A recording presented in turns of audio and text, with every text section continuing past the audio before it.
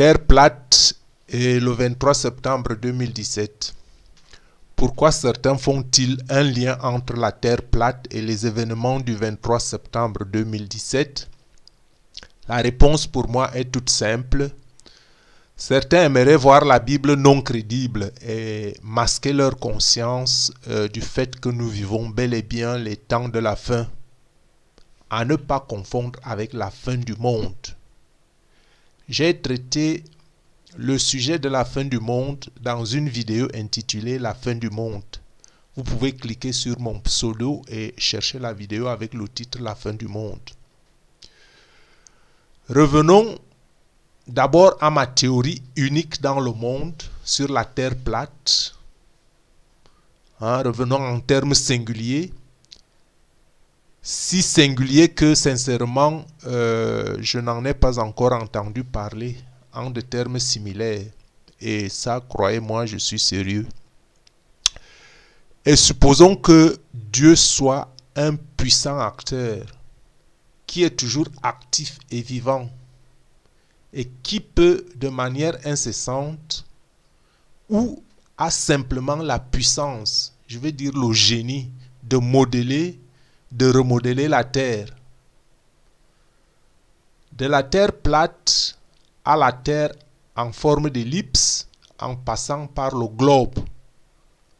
Juste pour confondre en tant que créateur ceux qui pensent savoir quelque chose, ceux qui pensent connaître tout. Par cette affirmation, je vous tire certainement déjà les cheveux de la tête, n'est-ce pas? Mais ma théorie, nous sommes aujourd'hui le 5 septembre 2017. Ma théorie encore unique en cette date, au 5 septembre 2017,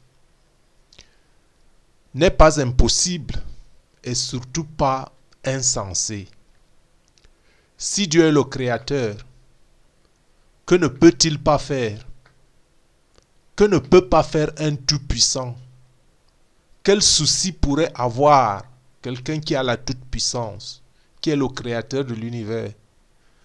Si bien que je pense sincèrement que le souci c'est nous, le souci c'est l'homme. Parce que l'homme essaie toujours de combler le vide.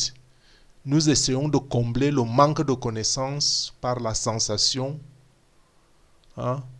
ce qui peut donner lieu à un signe dans le ciel, par exemple, comme le 23 septembre 2017, a beaucoup d'interprétations. Comme fin du monde, comme enlèvement ou je ne sais pas quoi.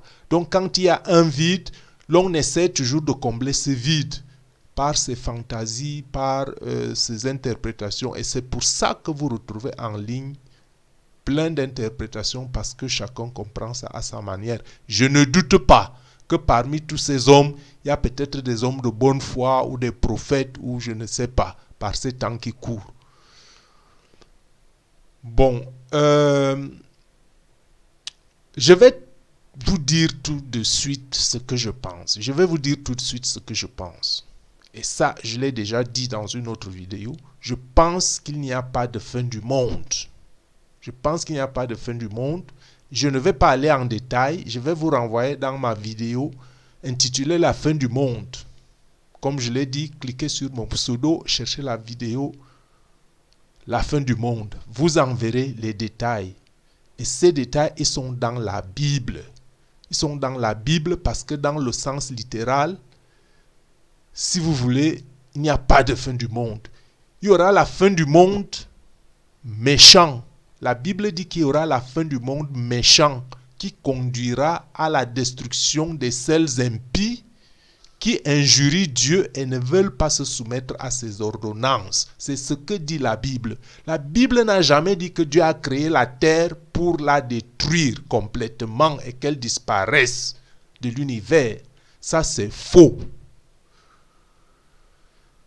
La Bible dit clairement qu'il y aura la fin des temps. Cette fin des temps peut être interprétée comme la fin du monde des impies, où Dieu purifiera la terre, où il fera enlever le péché, où il fera enlever la peine pour instaurer sa justice, un gouvernement de justice régner par Jésus-Christ. C'est ce que disent les Saintes Écritures. Donc, cette fin des impies ici, c'est ceux qui aiment la création, mais n'aiment pas le Créateur. Impie, c'est celui qui aime la création, mais n'aime pas le Créateur. Vous aimez la vie, mais vous n'aimez pas Dieu. Vous aimez le monde, mais vous n'aimez pas celui qui a créé le monde, ou vous le méconnaissez. Pour eux, le Créateur, c'est un bon à rien. Bon, alors, à une échelle moindre, je vais prendre un exemple précis. À une échelle moindre. Pouvez-vous dire que le chef de l'entreprise où vous travaillez, pour ceux qui travaillent, vous dites que votre chef d'entreprise n'est rien. Il n'a pas de mot à dire. Et que dans cette entreprise, dans votre entreprise où vous travaillez, c'est plutôt vous, en tant qu'employé, qui décidez de ce que vous voulez faire, sans tenir compte des directives de la direction de la société. Pouvez-vous imaginer quelque chose de ce genre-là? Et quand on tire une parallèle, n'estimez-vous pas que vous abusez de la bonté de Dieu pour son don du libre arbitre? Le don du libre arbitre qui ne veut dire autre chose que Dieu vous donne un jugement libre. Vous jugez comme vous voulez et un jour vient, il vous jugera. Dieu vous a donné un libre arbitre pour ne pas faire de vous des purs esclaves, des marionnettes. Donc c'est un don d'amour. C'est un don d'amour. Et jusqu'à quand vous penserez que vous allez continuer à injurier le chef de l'univers, le créateur de toutes choses, votre créateur d'amour, qui a créé tout par amour? Celui-là même qui vous donne le souffle de la vie. Bon, en ce sens, au sujet de quelques vidéos que j'ai écrites en émettant mes pensées, beaucoup m'ont écrit ou alors ont posté de simples commentaires sur une ou autre vidéo que je me permets de répondre par une vidéo parce que je ne peux pas répondre à tout cela individuellement. Et je dis, je comprends parfaitement les positions des uns et des autres. Mais vous qui m'écoutez, ne croyez surtout pas que je suis un fanatique religieux. Mais affirmons juste que pour aimer, je pars d'un fait simple. Et j'affirme que pour vraiment aimer une personne, il faut connaître la personne sincèrement.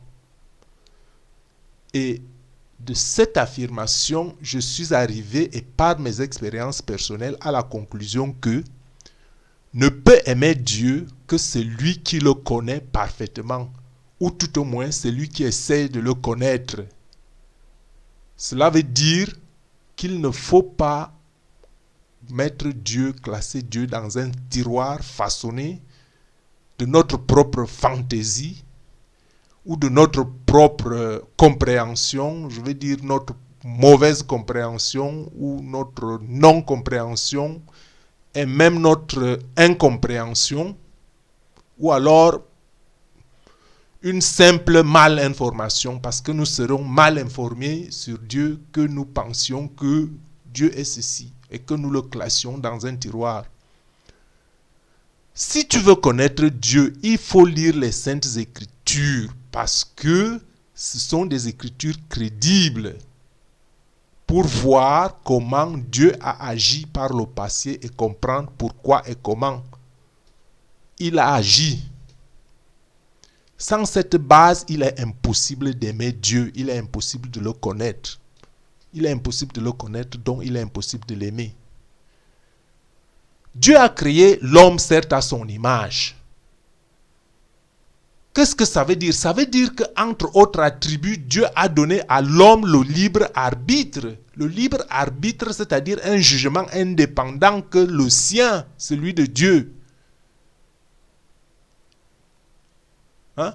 Donc, quand certaines personnes arrivent à penser que c'est Dieu qui leur donne la façon dont ils pensent, c'est faux. Vous avez votre propre façon de penser à vous parce que vous êtes indépendant. Je dis donc que c'est archi faux de penser que ce que vous pensez, c'est Dieu qui vous le fait penser, ou c'est des actes que vous posez, c'est Dieu qui vous les fait poser. Et pourquoi les hommes tiennent-ils Dieu de responsable de leurs actes et des actes de tous les autres hommes, si bien qu'ils disent que Dieu aurait dû créer un monde parfait? Le monde est déjà parfait en soi, mais il faut que les gens respectent les ordonnances et les lois de Dieu afin que le monde devienne parfait. Si les hommes ne respectent pas les ordonnances de Dieu et qu'ils agissent de manière perverse qui rendent le monde imparfait, hein? Un monde qui ne suit pas la loi de Dieu et ses ordonnances, pourquoi Dieu serait-il le responsable de ce qui se passe de l'état du monde aujourd'hui? Donc moi je crois sincèrement que si vous voulez accuser Dieu, commencez par suivre la loi de Dieu. Quand vous le suivez déjà à votre niveau, alors faites-le montrer aux autres et convainquez les autres. C'est pour ça que moi je suis là en train de faire cette vidéo, pour vous convaincre que Dieu est bon. Dieu est amour, Dieu est justice, et que tous les jugements qu'il a rendus par le passé sont des décisions de justice. Hein? Dieu est amour, pourquoi? Dieu est amour en ce sens qu'il ne prend aucunement plaisir à voir les hommes, qu'il appelle sans exception ses fils. Dieu appelle tous les hommes ses fils. Que vous croyez en lui ou non, il appelle tous les hommes ses fils. Donc, Dieu ne prend aucun plaisir à voir les hommes souffrir. Cela veut dire que Dieu ne punit pas au premier avertissement. Tout comme il ne vous pénalise pas au premier péché. Ne sont pénalisés que ceux qui exagèrent. Pensez que Noé a prêché le déluge pendant 40 ans. Et beaucoup avaient raisonné en disant, j'entends cette histoire depuis 40 ans, tout comme les gens m'écrivent là en ligne ou m'écrivent ou me disent que cette histoire de fin du monde, j'entends ça déjà depuis 7 fois ou 10 fois et il ne s'est jamais rien passé. En 2012, décembre 2012, c'était la même chose et qu'on sort. Et Noé a prêché le déluge 40 ans. Et jusqu'à ce que le déluge arrive, les gens ont raisonné en disant que moi je connais, j'entends cette histoire depuis 40 ans, jusqu'à ce que, au jour que le déluge est arrivé. Donc, mais, sachez que Dieu est vivant et actif. En ce sens, il peut différer une punition. Ça veut dire que si même, comme les autres disent, la fin du monde, et moi je dis que je ne suis pas pour la fin du monde, j'ai donné mes explications. Si même la fin du monde arrivait le 23 et que Dieu qui est actif et qu'il est amour et qu'il entende les prières, qu'il diffère que je ne le fais plus le 23, c'est son plein droit. C'est le roi c'est le créateur, c'est le Dieu de l'univers. Donc Dieu peut différer une punition parce qu'il écoute les prières de ceux qui s'adressent à lui avec sincérité et fidélité. Et si Dieu dans les Saintes Écritures demande aux justes de prier pour les pécheurs, c'est parce qu'il ne veut point qu'aucun homme périsse. Rappelez-vous que Abraham aussi a intercédé pour Sodome et Gomorrhe. Et Dieu lui a révélé qu'il n'exécuterait pas sa sentence s'il se trouvait un seul homme juste dans cette contrée de Sodome et Gomorrhe. En fin de compte, il s'est avéré qu'il n'y avait aucun homme juste. Et si bien que Dieu a fini par exécuter sa sentence en déversant le soufre et le feu dans cette ville. Et tous les habitants ont péri. Bon, si bien donc que la Bible ne précise pas de combien de temps la sentence avait été différée par rapport à l'intercession d'Abraham. Mais une chose est sûre, c'est que la sentence n'a pas eu lieu tout de suite quand les anges sont arrivés à Sodome. Donc, Dieu est très patient et lent à la colère. Il reste dans l'espérance. Toi qui me suis, Dieu reste dans l'espérance en ce sens qu'il laisse la porte ouverte aux impies et aux non-croyants afin que tous aient la chance de revenir à lui. Cette porte ouverte est le temps de la grâce qui tire malheureusement pour notre époque-ci, ce temps tire vers la fin. Saisissez votre occasion. La Bible dit clairement que les signes servent de témoignage. Les signes servent de témoignage. Les signes ne disent pas que, bon, maintenant tout de suite là, ça se produit telle chose. Parce que Dieu avise toujours. Dieu avertit toujours. La Bible dit que les signes servent de témoignage de la venue proche, de la nouvelle venue proche du Christ.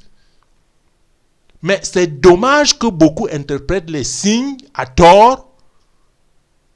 Et tel n'est pas le cas comme les gens interfèrent un peu dans les vidéos.